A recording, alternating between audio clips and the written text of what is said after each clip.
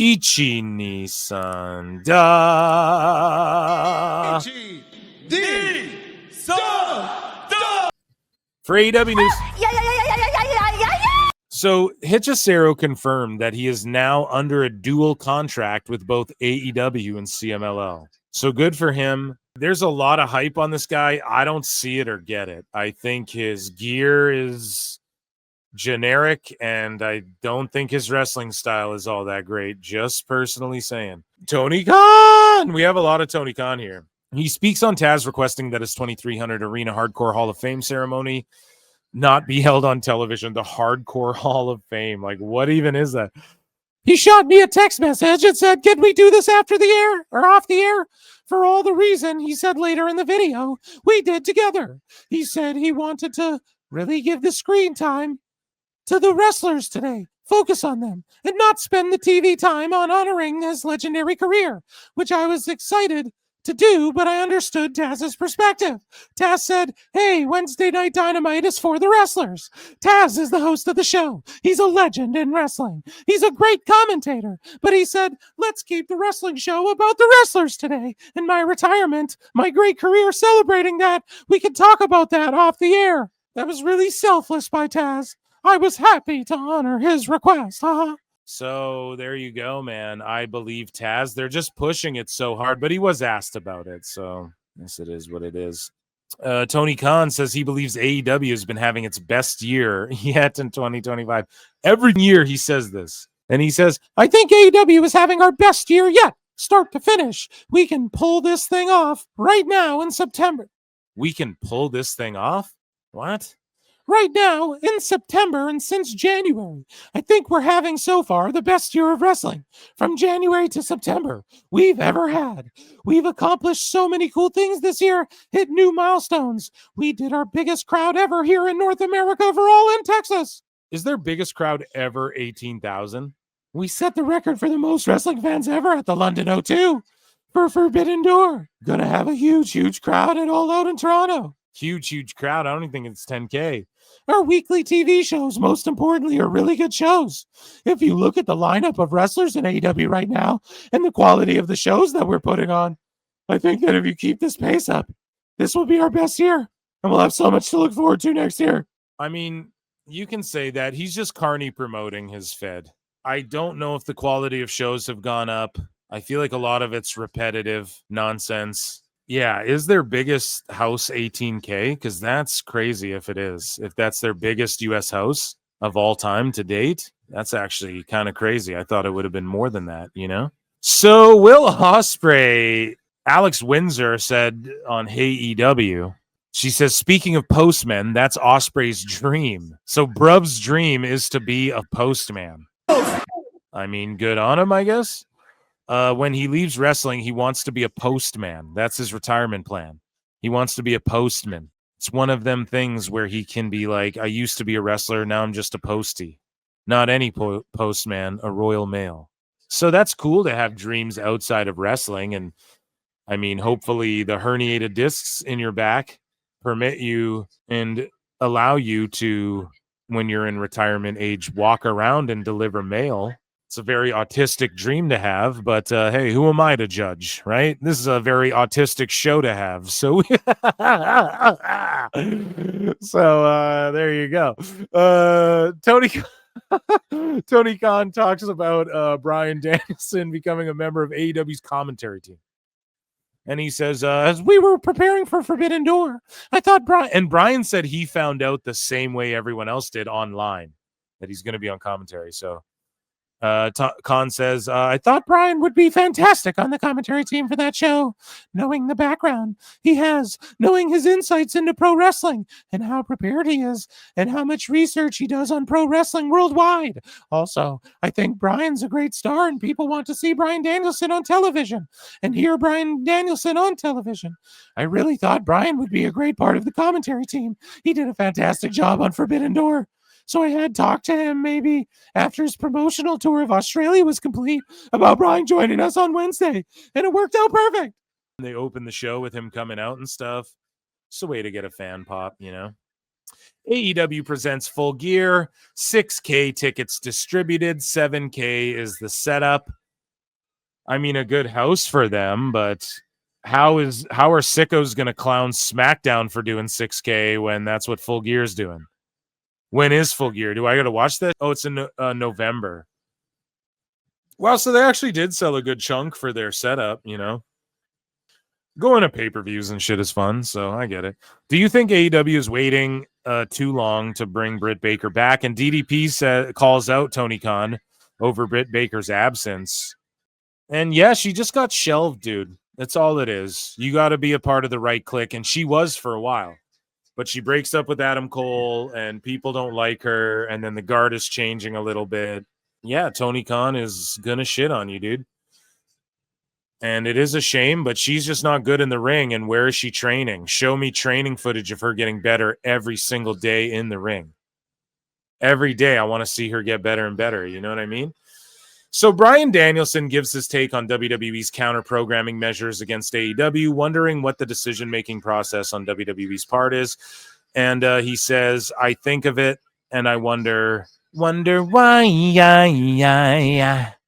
I think of it and I wonder, right? Like, I'm just curious with the people who are making these decisions, what they're thinking. So this is about the counter programming, right? And this has to do with the WWE versus AEW war. And Danielson isn't so fond of it. He says, what are they thinking in the sense of this? Oh, okay, this AEW thing, it's real dangerous to our billion-dollar business. That can't be it. Yeah, it's not that. And there you go, sickos. Your fucking pride and joy. Danielson, your god, the god of indie wrestling, right? He just agreed with Phil Marks. Idiot.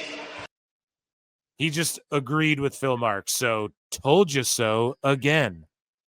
I'm right again. I own you again. It's just in from Phil Marks of PWT. He says, I told you so. The Fed isn't scared of AEW. It's not that. We're just in Ultra King Mega Man Petty mode. Tom Petty mode. So the one thing I think is that AEW existing and being this challenger brand and being as successful as we've been has changed the landscape for wrestling for the wrestlers themselves. But we're still the challenger brand, catching up on however many years. Another company needs to humble AEW. And these motherfuckers saying this. But we're still the challenger brand, catching up on however many years WWE has had. But it's interesting because we're not at the point of being a threat. So there you go, sickos. You're not a threat. Shut the fuck up. Just let's argue about how good the shows are. It's one of the things where people who really crave power and a lot of money play these weird games that I don't understand. It's like, okay, we're going to run all the competitors that might be competitive with us out of this business. Why? It's good for the wrestlers both in AEW and WWE. See, that's what I agree with. Like, the more feds, the better. As far as, like, with how deep and how bloated all of these rosters are. The more feds that are booked well for the fans. So again, this conversation of like the wrestlers. Yes, it's about you guys, but when you're all making millions and all this shit, at what point is it about the fans? Like even you, Danielson, are talking about it's better for the wrestlers. And it hasn't been better for the fans because of all the sicko redacts who go fucking crazy online. And we're in debates about fucking Nielsen ratings and shit that nobody understands. It's just stupid. And at what point does it become about the fucking fans, man? Jesus Christ. Has changed the landscape, etc. It's interesting because we're not at the point of being a threat. It's one of the things where people, okay, it's been good for them. Like, okay, if AEW wouldn't have started, would Cody Rhodes be where he is right now? No. Right, but AEW wouldn't even exist. So that's like saying, oh, if I, like, it's the butterfly effect. If he never left WWE, would he be this big main event star? Maybe. He is Dusty Rhodes' kid. Like, maybe. Because when Vince got out of the way, maybe Triple H went, dude, Rhodes, it's your time. Like, we don't know. It's just like a weird thing. We don't have a fucking time machine, okay? But he's the reason AEW even exists. And he got himself over in AEW. He knew the right time to leave that fucking place. And he got himself super... It's not like they'd keep pushing him if it was an epic failure and everybody tuned out. It's not like people are... It's not like less people are watching AEW and more watching WWE right now again. And people are paying these crazy prices for tickets because Cody Rhodes is a hasn't been good the last 3 years in WWE. Like, if it was shit the last 3 years, it's not like his time in AEW, however many years ago. Yeah, that's why he went there, but you guys are still hanging your hats on that. Where's your star? Where's your fucking huge megastar that didn't come from WWE or that grew into a megastar? Was he a megastar in AEW? Maybe. He was helping it grow. Then he fucking left and it died. So, like, it's just this fucking boomer excuse. I'll call it a boomer excuse, I guess. I don't know why, but it's just this fucking talking point all these AEW guys still use that's like 5 years old. Or however many. How many years has Cody Rhodes been back in AEW? Or WWE, rather. 3 years or whatever the fuck. If those were all shit, it wouldn't work. He still wouldn't be this big. You know what I mean? So, would CM Punk ever have come back to wrestling? Yes! I think he would have. I think if they were doing all these deals and Vince got out of the way and they were throwing all this money around, Triple H would have mended the fence. Yes. He's tried to multiple times. Triple H himself already tried to reach out to Punk prior. And Triple H said, I don't think Punk was where he needed to be. And I wasn't interested. So does that, because by all accounts, the rumors were that when Punk did that Fox show, WWE, he was trying to angle his way back into WWE at that time. And they were like, no. And that's why it ended up in a weird thing where he was just on Fox. So, yeah, I do think he would have come back. But Brian says, the people in WWE, a lot of the people I know are great people. So I'd be interested to know what's the decision-making process in this. But, it's not my monkey. It's not my circus. Brian, be honest about fucking Tony Khan. All you fucking guys don't be honest about Tony Khan. This is the fucking best problem. guys, Tony Khan. It's because he called them bald assholes, said, I won't stand for this shit. Told what's his faces, Undertaker and John Cena in a tweet like, you motherfuckers didn't get 1 million views or whatever on NXT. And this is why, Danielson, ready? You have Garcia in a faction with Yuta. Like, the two fucking guys are now in the same faction even with Moxley. These two fucking clown shoes that no one will ever get behind. Listen to that crowd chanting, you sold out. And now Mox is just jumping Darby. Like, be honest. This is shit booking, Tony Khan. Hey, apologize for calling them bald assholes, and maybe some of the WWE fans will give this a shot again. Oh, I really don't know why they hate AEW so much. Stupid idiot. I love Danielson, but he says that they have a megastar because of AEW. We read that. So Josh Alexander had this to say as well, sticking up for AEW. He's like, if you believe what you read online, I just went with the highest bidder. The truth is that the money schedule and things like that didn't play into my decision as much as looking at the pool of talent I wanted to work with. There's a specific reason I signed where I did. I chose AEW because I want to be there. Yeah, that's true, but he also did choose it because of like Maple Leaf Pro and his allegiance to Scott D'Amore and stuff like that. So yes, being able to work everywhere. Like, I don't want to say Alexander's a fucking liar, but for sure AEW gave him more money, a lighter schedule, are letting him be the world champion in MLP, and they have a little partnership there and all of those things. And I guarantee that did play a huge factor in your shit. And I'm not one to tell people what they really think or whatever the fuck, but come on, buddy. Come on, buddy. And he's like, I'm not your buddy guy. And I'm like, I'm not your guy, friend. So Danielson comments on AEW CEO Tony Khan's leadership and how he's evolved as a boss. Not at all, by the way. He hasn't at all. This is cope right here from Danielson. What's the cope? Let's see if we find the cope in this. He says, I haven't been there the whole time, obviously, but during the time that I've been there, he's gone through phases where letting people in and then sometimes realizing that he's letting too many people in the sense of the decision-making and that sort of thing. But he's always been great to work with. And one of the things that I like is he really respects Talence's point of view on things. He's a great boss to work with. Now, again, I'm not trying to be a shithead here, but Danielson gets paid a lot of money and is going to absorb this company if anything happens to Tony Khan. And I've seen sickos online be like, oh, you really think he's going to do that? Yes, Tony Khan said it from his own mouth.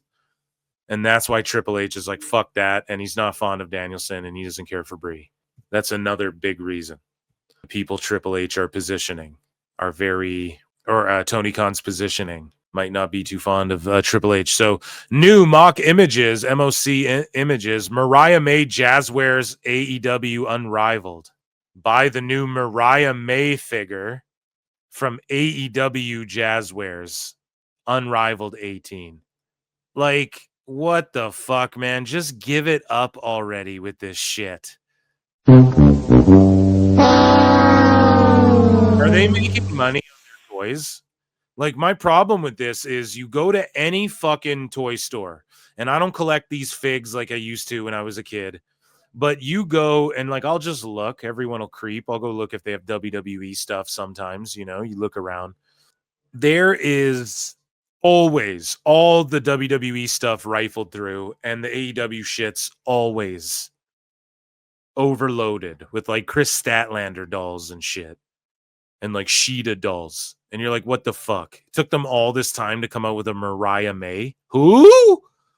Bryan Danielson says there would be no Cody Rhodes and CM Punk in WWE if it weren't an AEW for AEW. And it's like, what a retarded fucking way to word that. These fucking dirt sheets. Do you agree with Danielson's take? WWE really wants AEW out of the picture?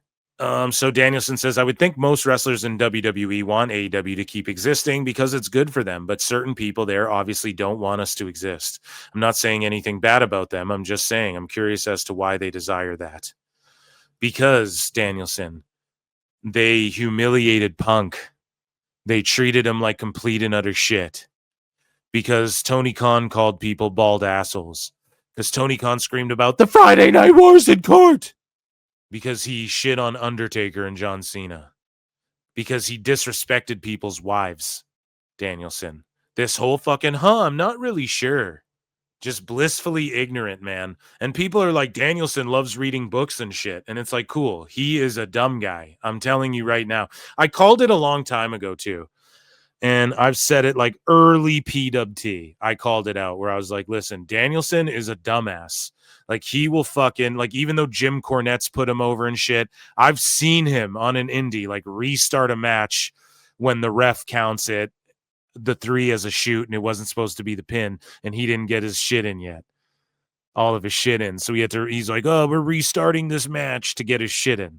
I've seen that, like, on the indies and shit before he was in WWE. He's like a super indie mark guy, you know, and that's all good. I love Danielson. I love his body of work. He's one of my favorites, man. The Yes Movement will live forever. He's one of my favorites for sure. His style is awesome. But there's old school guys like Jim Cornette and shit who put him over. And it's like, if you guys seen his indie shit and stuff, and now what he's doing in AEW, it's hard to defend. And when he says shit like, yeah, you know, I'm not really cleared, but I put on a Blue Panther mask and dove out of the ring with a suicide dive or whatever. It's like, you're a fucking dumbass. You are fucking stupid, bro. You have a metal rod in your, you have kids. Like, what are you fucking, this is crazy. And then him just being ignorant towards all of this Tony Khan shit. It's like, okay, dude, it's a clear cut reason why they hate on AEW. It's not because the fans, they waited till this period to do it, till this point as well. And think about it. When Vince was in the picture, he's just like, oh, that fucking company, whatever. Triple H and HBK took it more personally. It was personal insults towards them. Brandy Rhodes was personally insulted. Cody Rhodes was personally insulted. CM Punk was personally humiliated and insulted. Holy fuck, man. You read all these books. You don't have like an inner monologue. You don't have fucking, you don't have any like objective viewpoints on why they might hate Tony Khan. I just don't get it. What are you fucking, Jesus Christ, bro? Please get your brain scanned every year, please. I beg you. TNT Sports parent, I'm being harsh, but I gotta call it out. I made a video. There's a clip. You can go on my channel. Bryan Danielson is stupid or whatever. It's harsh, but it's like we're always chronicling just dumb shit he says. It's like, what is up with this guy, man? Too many flying headbutts or something. TNT Sports parent Warner Bros. Discovery is suing Sling TV parent Dish Network, challenging a new $4.99 day pass that includes TNT and TBS. Disney recently sued over the same Sling TV pass that included access to ESPN and ESPN2. So that's fucked. Shout out WBD and Sling for being in shady ass deals, I guess, with everybody. So Bryan Danielson says he doesn't understand. Okay, we covered that. I bookmarked a bunch of these same things here. So Pat McAfee reacts to Tony Khan's father, Shahid Khan's motivational speech to the Jacksonville Jaguars. He was like, "Oh, it was great. We beat worst seeded team. Let's get it forever." It was a straight up Tony Khan promo. It's like, oh, we know where he got this. Liam Cohen's a damn good coach down there. Really good coach. You really like Liam Cohen? I really do. He comes from McVay, so he's doing the same stuff.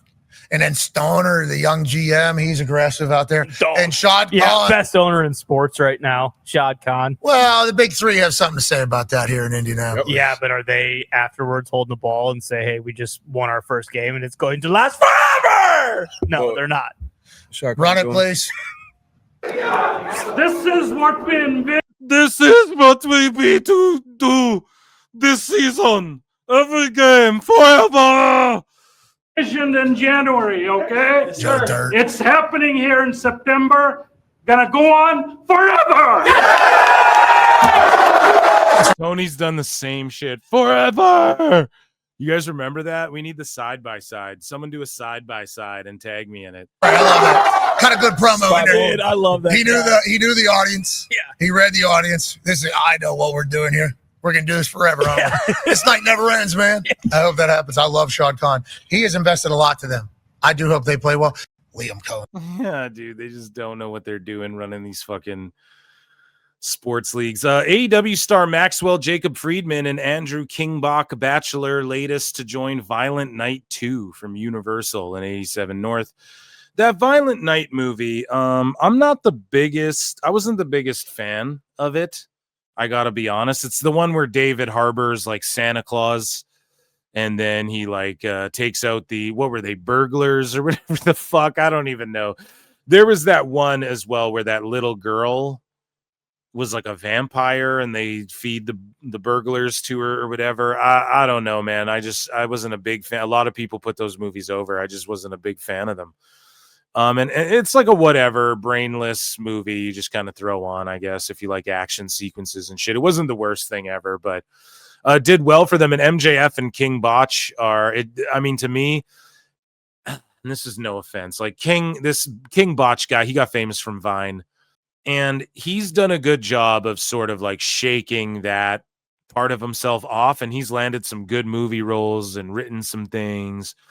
But I just find him kind of corny in movies. I don't think he's that good of like that great of an actor. And I think this is like, okay, he's in it, I guess, for like his fan base. Maybe he's got a loyal fan base. MJF's in it. Good for him.